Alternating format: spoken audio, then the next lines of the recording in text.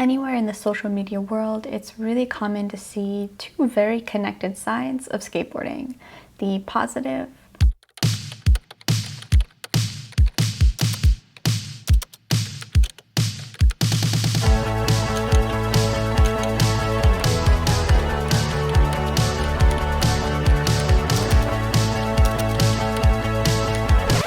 and the negative.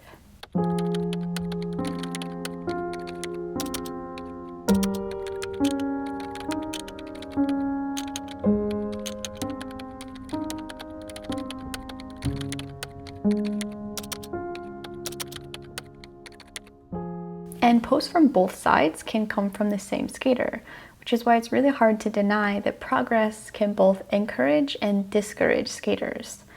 It can be such a heavy weight on the shoulders of some skaters that they end up quitting altogether, which is why I want to talk about it. Now, sometimes I feel like we're actually just using the word progress wrong. I feel like we're using progress when we want to talk about our successes, but progress and success are very different things. The mindset is almost like a video game, where progress is defined by going on quests, finding clues, unlocking boxes, and achieving levels. And I definitely don't think it's wrong to think of progress this way, but I do think that this definition of progress can be very limiting and discouraging to some skaters.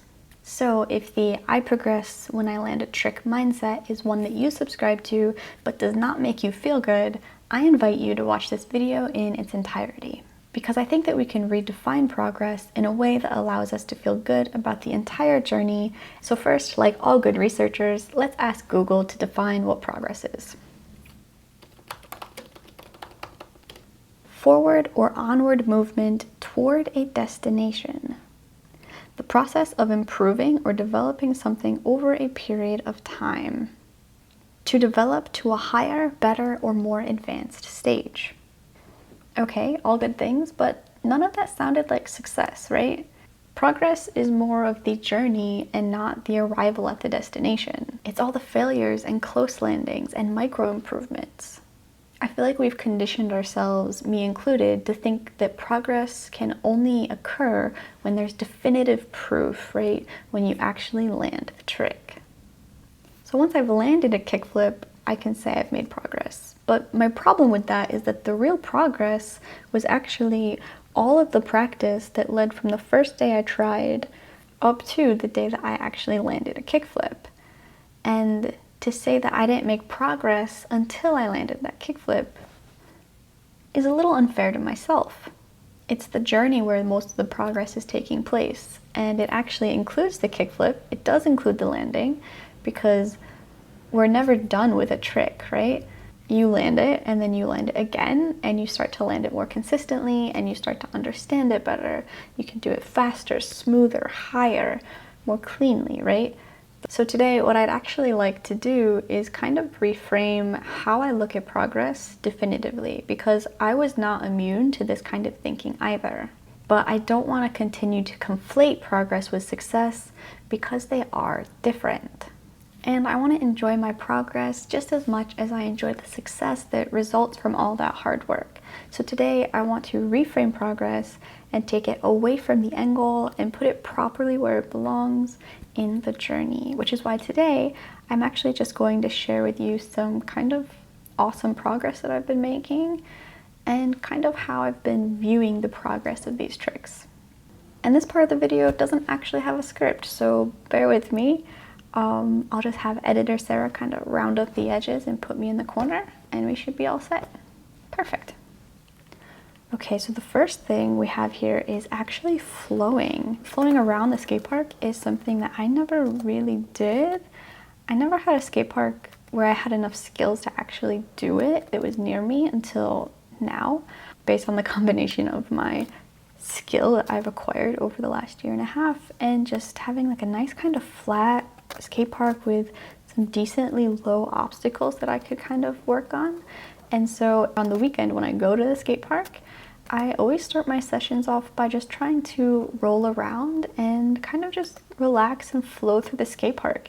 It's definitely helped me feel a lot more comfortable skating the skate park. I've come up with tons of ideas to try while just flowing through the park, and it's made me feel a lot more comfortable there. It's encouraged me to try to use different obstacles like this one. I had never really tried to use those peaks before, and just floating around the park, you know, I wanted to jump off them. But this progress has been really kind of special to me.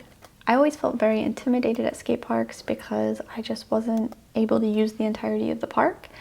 And so just being able to kind of roll around and take circles around the park, to me has felt like huge progress. So it doesn't matter if I'm throwing tricks out there or not, I'm just really happy that I can kind of comfortably roll around the skate park, even if there's no tricks involved. To me, that has been a huge amount of progress that I'm really happy about. Next, we have nose slides. Nose slides I've been trying for maybe around a year. Yeah, it's October, so I've probably been trying these for a year now. It's not really a slide still, even though I've done it for a year. It's something that I've worked really hard on a long time ago when I actually had a ledge at a local park, but then I ended up skating at home in my basement and I didn't really have a ledge to work on this. So I regressed a ton, and I'm still at where I was with just getting like a little little nose stall on the ledge. But what I have noticed is because I'm working on it every week, I've gotten way better at locking into the ledge. So I can't really slide much, but I have a lot of fails in here. But this is the progress, right? This is what I'm talking about. Right, see, yeah, there we go. This is the progress that I'm talking about. I never was really good at locking in like that, and I know a big part of the reason is that my weight distribution is really off. You can see here that my weight is like very much towards the middle or even towards the tail end of my skateboard, and I definitely need to get my weight more over my nose if I ever expect to hold a slide, because gravity is just going to pull me straight to the ground. But I am getting better at putting more of my weight onto the ledge and getting a good solid kind of lock into the ledge. So that I was really happy with. Yeah, that one actually slid, right? That actually slid. And I think I actually added it because I started to get those kind of like very small slides. I'm very, very happy that it slid at all. And I think what I'm going to have to do is continually get better at putting my weight over my front foot on the nose, because I'm locking in much better now. And I think if I just continue to get more and more comfortable putting my weight up onto the ledge, then I'll be able to work on figuring out how to slide forward, you know, coming in at a more proper angle, maybe popping my tail into it, and also I'll probably need some wax. We also have tail stall. This I'm really excited about, actually. I started off just by kind of rolling off the side of the obstacle. And once I was able to do that, I really wanted to start trying to get a little tail stall. And I mean, for weeks I had been working on this, and it might not seem like a lot, but every session I was able to stop a little bit higher on the obstacle, like right there. And that was a big deal to me. It took a lot of attempts to be able to feel comfortable enough to roll up to the top and stall there on my tail. So just those little micro progressions, you know, every try a little bit closer to the top, and every week a little braver when you're trying it, right? That's something that I've been really happy with, just kind of inching my way up and up that ramp to hopefully be able to tail stall on the top. And what I'd actually really like to be able to do is to ollie into that tail stall higher and higher and higher. So I'm pretty happy that, at least for now, I've been able to roll into tail stall pretty high up this ramp.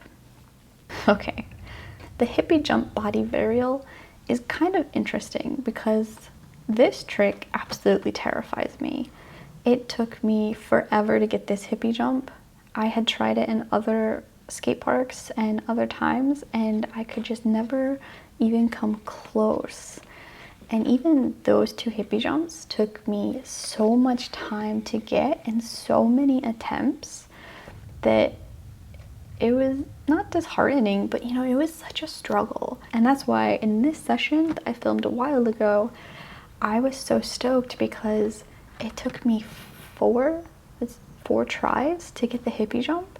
I'm so much more afraid to do a hippie jump than I am to land primo doing like a kickflip or something. It was so much easier to commit to kickflips and to all kinds of other scary tricks than it was for me to commit to a hippie jump. And so in this session, to land the hippie jump in just 4 attempts was phenomenal. And then I went on to try again and again and again and again and again the hippie jump body varial. I really didn't have high hopes for this trick on this day. I didn't think that I was gonna land it, but I just really wanted to give it a good go, give it a solid try, and I was feeling good, probably because I was so excited about getting the hippie jump so quickly that I was like, all right, let's up it just a little bit. Let's see if I could do my first hippie jump body varial. And it was rough.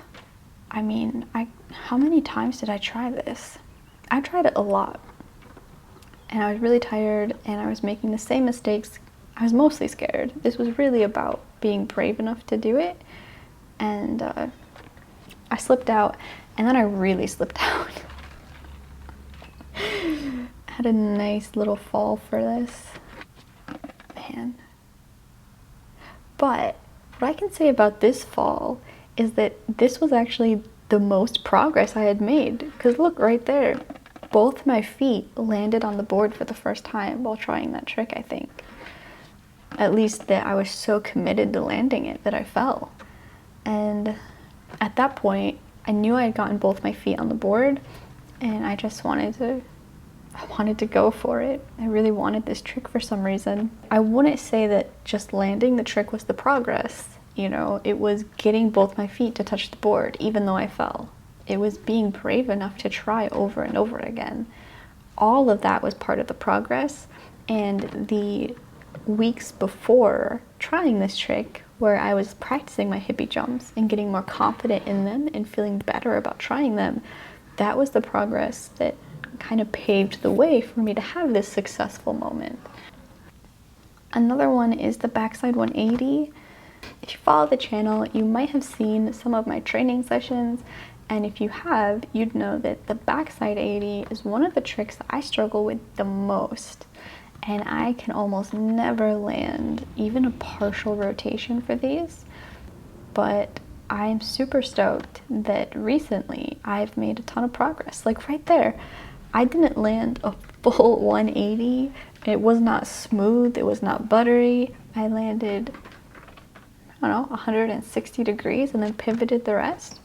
But that was massive progress. You know, it's those moments, it's these micro progressions that I think are so important and that I really want to continue to be grateful for and feel good about. Because when I feel good about not landing the trick perfectly, I'm going to continue to try the trick because I don't feel demotivated about it. I'm not discouraged from trying it. So this might have been a very weird way for me to flex. But it's really not a flex. It's really, I just want to take you with me through what I've been feeling as my progress recently. You know, the progress was not landing the hippie jump body varial. It was all the effort that went into it. There was the progress, and the hippie jump body varial was the result.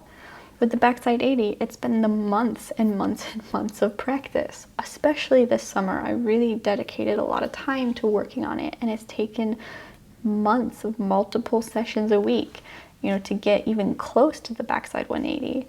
And I think I have landed it once or twice. I've landed a few times, but that was not the progress, you know. I get lucky, and it's the skill that I'm trying to develop. It's the habit I'm trying to develop. That's the progress. That's where the progress is taking place.